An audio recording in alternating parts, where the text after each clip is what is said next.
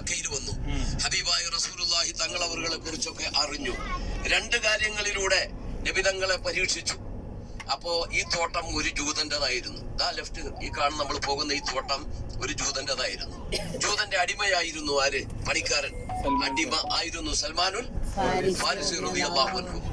ഹബീബായ നബി തങ്ങളെ കുറിച്ച് മനസ്സിലാക്കുകയും അവസാനം ഹബീബിന്റെ ജിവാറിൽ എത്തുകയും ചെയ്തപ്പോ അള്ളാന്റെ റസൂലിനോട് പറഞ്ഞു, എനിക്ക് ഇസ്ലാം മതം സ്വീകരിക്കണം.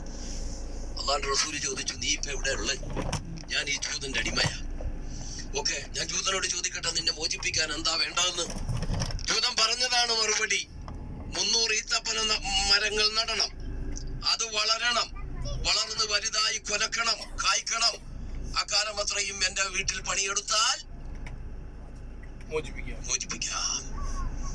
അഭ്യൂഹങ്ങളുടെയും ആത്മീയ രഹസ്യങ്ങളുടെയും ഉറവിടങ്ങളിലേക്ക് മനുഷ്യരാശിയെ തിരിച്ചുവിട്ട ഹബീബായ റസൂലുള്ളാഹി ഓക്കെ എഗ്രിമെന്റ് സമ്മതിച്ചു. ഈ കാണുന്ന തോട്ടത്തിൽ 300 ഈത്തപ്പന തടി വെച്ചു. ഡബിൾ സ്ട്രോങ്ങിൽ ഒരാഴ്ച കൊണ്ട്, അവിടുത്തെ കറാമത്തും മുഅ്ജിസത്തും കൊണ്ട് ഒറ്റയാഴ്ച കൊണ്ട് എന്തായി? വളർന്നു വലുതായി കായ്ച്ചു. അത്തരം സംഭവങ്ങൾ നടന്ന മഹാനായ സൽമാനുൽ ഫാരിസിയുടെ തോട്ടമാണിത്. ചരിത്രമാണ്, ലോകം അംഗീകരിക്കപ്പെടുന്ന ചരിത്രമാണ്. ഹബീബായ റസൂലുള്ളാഹിയുടെ സ്പർശനമേറ്റ ഭൂമിയാണിത്. നമുക്കൊന്ന് ഇറങ്ങിയിട്ട് വേഗം ഹോട്ടലിലേക്ക് പോകാം.